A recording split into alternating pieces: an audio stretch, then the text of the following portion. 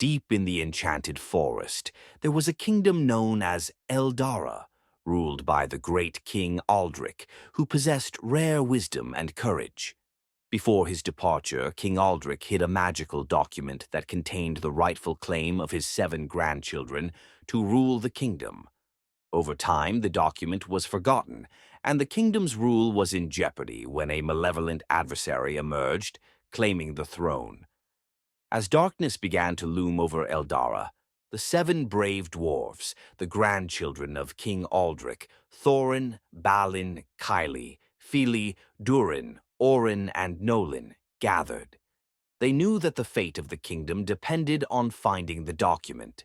According to ancient legends, their grandfather, King Aldric, had hidden the document in a place no one dared to approach, the ghost town, guarded by angry spirits and deadly secrets. The 7 dwarfs mustered their courage and embarked on their long journey. The path to the ghost town was filled with dangers, trees that spoke in an unknown language, a thick atmosphere that made breathing difficult, and strange noises heard in the distance as if the forest itself was warning them not to continue. They moved cautiously, watching every step, but the closer they got to the town, the more intense the atmosphere became. One dark night, the dwarfs sat around a small fire to discuss their plan to enter the town. Their leader, Thorin, spoke firmly. "We must be careful.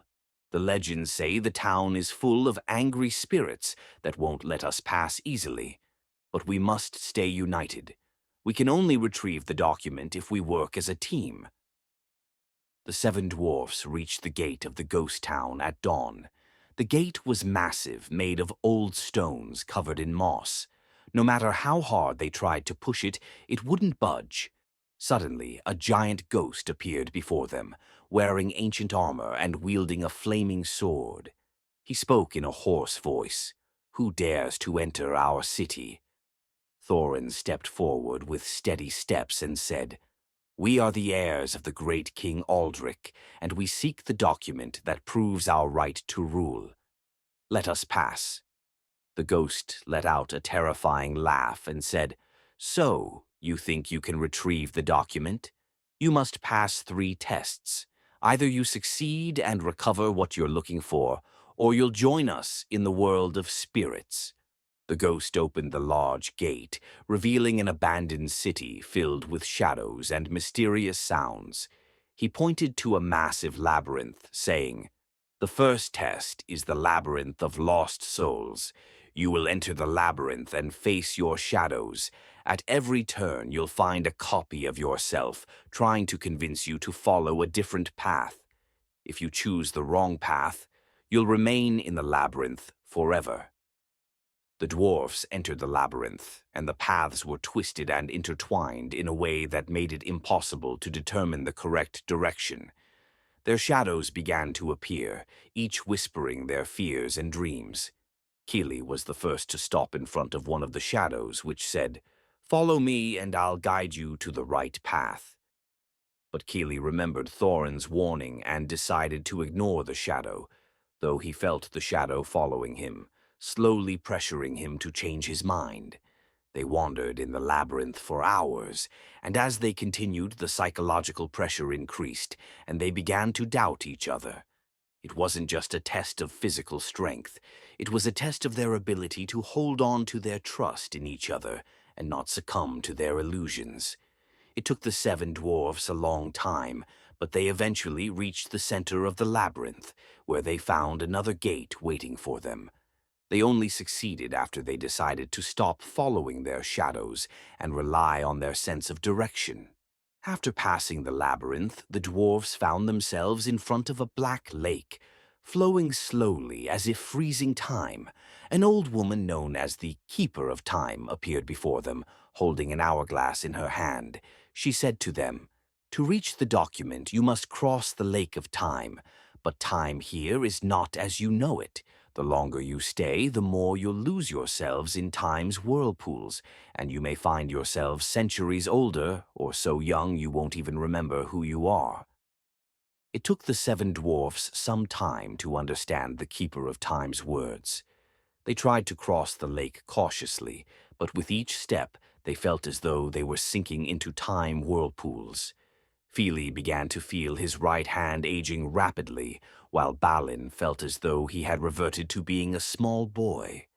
The lake played tricks on their minds, making them feel as though they were losing their identities. Time became their true enemy.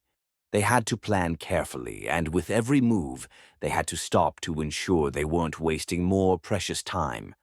They remembered Thorin's advice to stay united, and they began to hold on to each other until they reached the other side, but not without clear signs of time's effects on their faces and bodies. After crossing the Lake of Time, the dwarfs arrived at a massive hall filled with mirrors that reflected their distorted images. The ghost appeared again and said, "The final test is the Hall of Broken Mirrors. Each mirror will reveal to you a part of the truth you're afraid to face. If you accept that truth and confront it, you'll be able to retrieve the document. But if you try to run or fake what you see, the mirrors will crack and swallow you forever." In this hall, each dwarf faced a distorted image of himself in a broken mirror. Thorin saw himself turning into a cruel and angry ruler, betraying his brothers for power. Orin saw himself drowning in failure, unable to keep his promises. The truth was harsh and unforgiving, but it was necessary. The dwarfs began to feel despair, and some even tried to distance themselves from the mirrors, but the mirrors started to follow them, as if trying to swallow them into their shards. Thorin remembered the ghost's warning and decided to face his fear. He began talking to his reflection in the mirror, confessing his mistakes and fears. The others followed him until the hall was filled with confessions and tears. Once they accepted the hidden truths within themselves, the mirrors began to mend, revealing a door leading to a small room. In the center of the room, the magical document awaited them, glowing with a golden light. Thorin grabbed the document, his hands trembling with emotion. The document glowed with a golden light, as if acknowledging their rightful claim to rule. But the joy was short-lived, as the spirits of the ghost town appeared from every corner, seemingly determined to prevent them from leaving with the document. The dwarfs gathered their courage and ran as fast as they could, trying to escape the city.